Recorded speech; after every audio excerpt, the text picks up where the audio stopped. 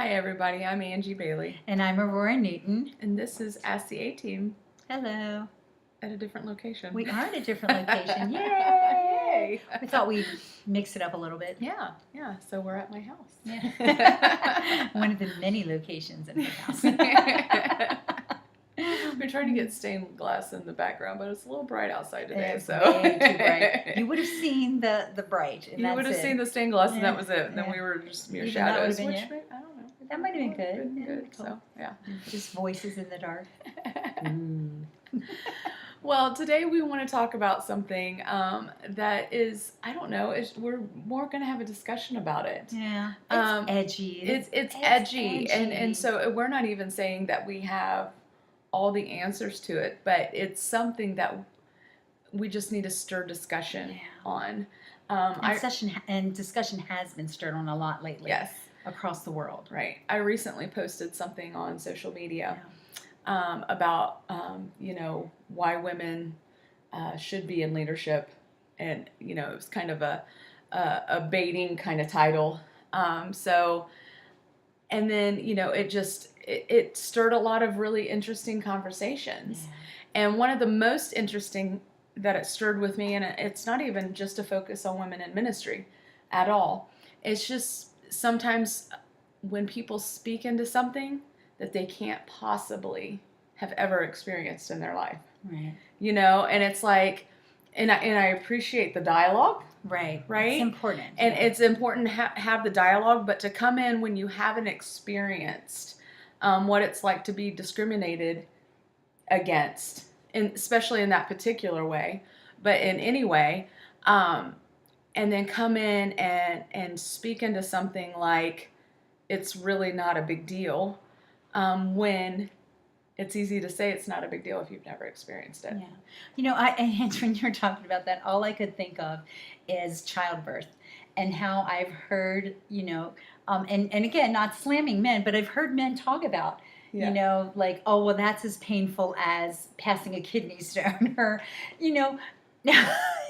I've never passed a kidney stone. 7-pound, 8-ounce kidney stone? Yeah. Let me know when that happens. But you know what? We've never passed a kidney stone as males. So we don't know how painful that is. Likewise, they've never birthed a child, so they don't know how painful that is. So I think sometimes we make these statements no matter what we've gone through. And we assume, well, you can't possibly know what that is about because you've never done that. Well, gosh, I can't possibly know either. We talk about, my grandbaby a lot. And I couldn't possibly have known what it is like to love a grandbaby like that until I had one. Right. I actually heard people say that, and I thought I could. But now, I'm faced with they're moving, and I can't even possibly, I can't fathom losing that little guy.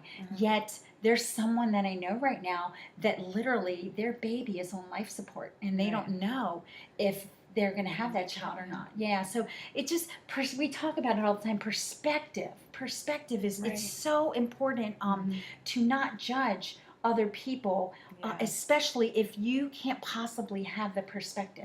Right. And I think that's where it's important because, like when I post something like that, it's not to make, and here's the funny thing, I didn't even agree with everything in the article. Right. I didn't either. I think there were parts of it that were really good and worth discussing. And I try not to, we've talked about this before, there's probably very few people in this world, you and I don't even agree on every single thing. And imagine that. But we still have really powerful discussions about them. Yeah. And we go into those discussions not assuming anything, trying to see things from each other's perspective. Or judging each other. And you know what? Both of us have changed some of our, views on some things because we have intelligent, honoring discussions about these sort of things.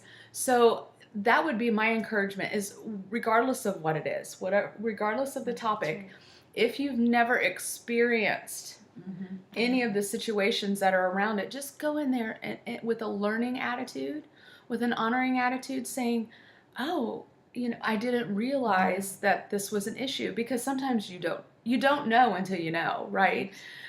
So just go into discussions, whether it's it's gender or race or socioeconomic status, whatever it may be, go into those situations and say, well, tell me your experience. I want to understand where you're coming from because I've never had this situation in my life.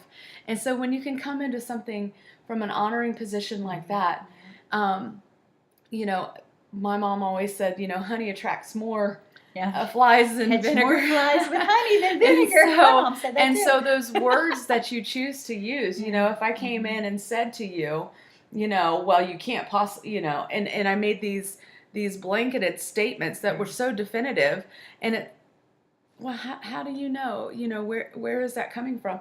And really the heart that things are done in. And I'm thankful that the conversation, the dialogue that I had, you know, was always, it was from somebody who I know really does care for me and honor me. And but, you know, it's always so important to come in low, right? To take a position that, especially if you aren't an expert on the subject. Listen. Yeah. Take it all in, a view from everything. It makes you not in a judgmental way, but it can make you a really good judge to balance things out with justice and everything. So just come in and listen to all sides and try to reconcile with your heart. What the Lord sees in the situation. Yeah. I keep thinking about our dear friend, Scott Sliver. Shout out, Scott. We love you. He is a white male worship leader in the community, and he really did not understand racism. He did not understand, you know, the ramifications of what some of those things mean. And instead of him coming at that as, well, that isn't in this world today, you know, like just because he doesn't experience it, he didn't, you know, like shove it away and say, oh, that doesn't exist. Instead, he went into the community and talked to many of our Black brothers and sisters. And now he is like gaining an understanding of what it really means to walk nowadays, you know, in that light, and to see the history and how that history plays into even now of things that are happening in our world. And so people like that, like, it's just so honoring to try to get into someone else's shoes. Jesus did that. He walked in other people's shoes. He didn't point a finger. He didn't judge. He didn't say that couldn't possibly happen. It even says that he wept with those who wept. Yeah. You know, he mourned with those who mourned. He laughed with those who laughed. And I just think that's so important. Yeah, absolutely. Absolutely. So educate yourself. Listen. Be honoring in everything that you do. You can even really, really disagree, like strongly disagree with something and still really be honoring. So absolutely.